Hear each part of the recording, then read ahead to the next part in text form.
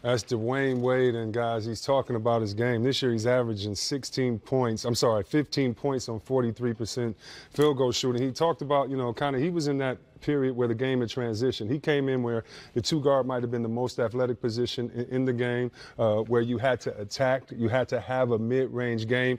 We'll look at his numbers now. He's shooting career high in three-pointers, 38%. But, Kevin, talk a little bit about that first player we saw flash when we met Dwayne Wade coming out of school there in Milwaukee, the type of player you saw. When I saw him in Marquette, he was just a complete attack player.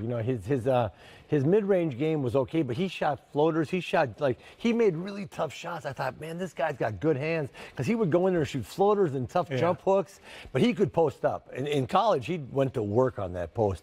What I didn't know he had as much when he got in the league was his ability to beat you off the dribble. He would get by you, and he said it in that little piece. He was on the floor a lot. Yeah. That dude was like a mop his first couple of years. He was laid out every play, but he got fouled. He went to the line, and then he developed that little floater he talked about, and that saved him, because I remember thinking, there's no way this young man is going to be able to hit the floor that much, take that much contact on every play, and have a long career. 1,000 games later, look at him. Yeah. Isiah, you've known him, I'm sure. You're from Chicago. You've seen him come up. How important was his work ethic, his environment of coming from Chicago? And then how important was it to have a guy that you battled with against so much his teams, and a guy like Pat Riley to help set his career off? I think, the way he came up and, playing in high school, how he kept developing and how he kept getting better. I mean, when you talk about a guy working on his game, adding to his game, I mean, he's had a much better pro career than he did a college career or a high school career. So the advancement of his game day in and day out.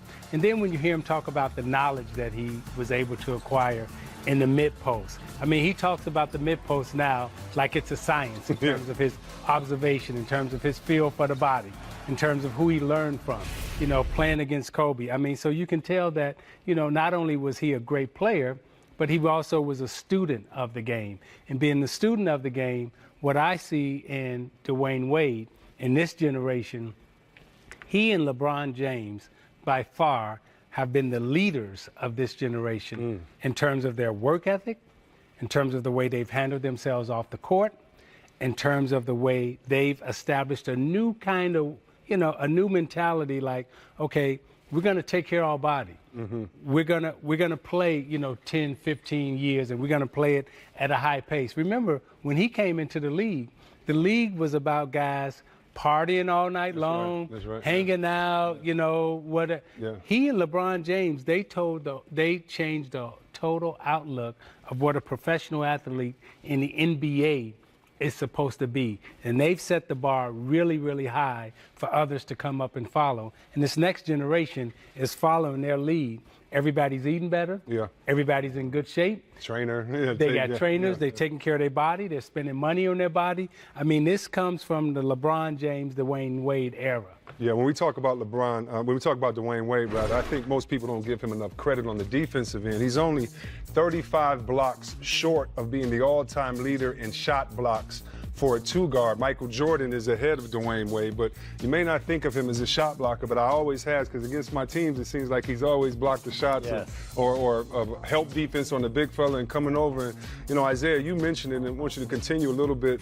When you talk about LeBron and D. Wade, you talked about how they've set the bar for other players, how they've made working out and everything in fashion now. What about how they affected each other's careers? LeBron was criticized so much by going to play in the league and to learn how to win there and bring one back home. What do you think this Batman and Robin effect was like between them?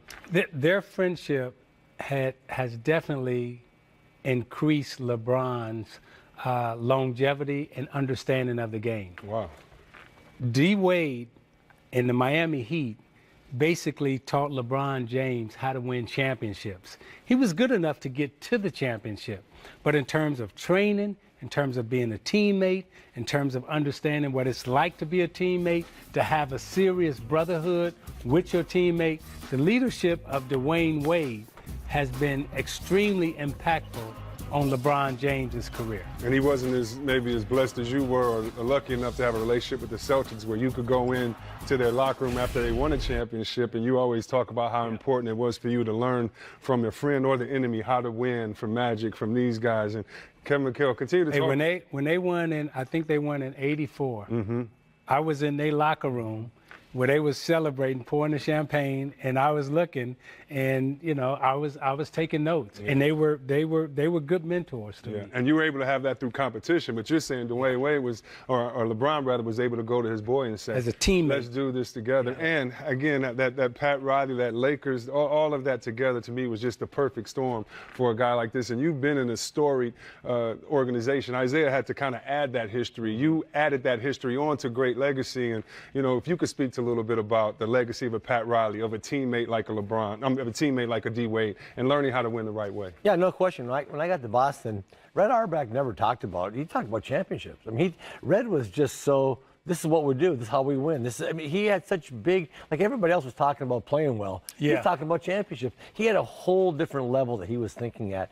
And I think when LeBron went down to Miami, he got involved with Pat Riley. But also, I think a big thing happened is that Dwayne Wade was a great player at that time, too. And when you play with other great players, man, you've got to take your ego and put that thing in check. And if they're rolling and Bosh had it going and everything, you've got to understand. Remember when he first got to Miami, they struggled for a while, those first 10, 15 games. I was thinking, I don't know, man, maybe this mix isn't going to work. But when they clicked, they really clicked. But that just is a testament to guys.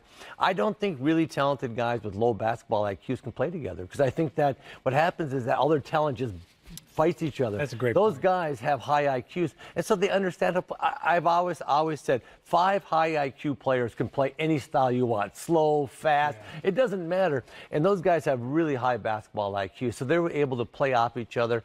But it was really fun for me to watch that, LeBron go down there. And, when it first happened, I thought, well, this ought to be interesting, And then I watched Bosh and he and Wade and a lot of other. Remember the big shots Mike Miller hit? Do you remember the big shots that Daddy? You remember how they incorporated everybody Team into ball. that? Yeah. Exactly. Yeah. And that's how you win championships. I think people think like Kobe does it by himself. Hell no. Remember all the big shots Fisher hit? You have to have great. You have to, because at a certain point, I've often said at a certain point, the opposing team is tired of you. They're like, this guy's killing us. You know what? Somebody else is going to have to beat us. And those guys were smart enough and unselfish enough to let those other guys do it. So it was really fun watching that. And, what a relationship they have. Pretty cool. It's tied 15-15. Yeah. Like I said, this is bragging rights for the rest of their life. Oh, they better have a big, almost like Tiger and Phil on this.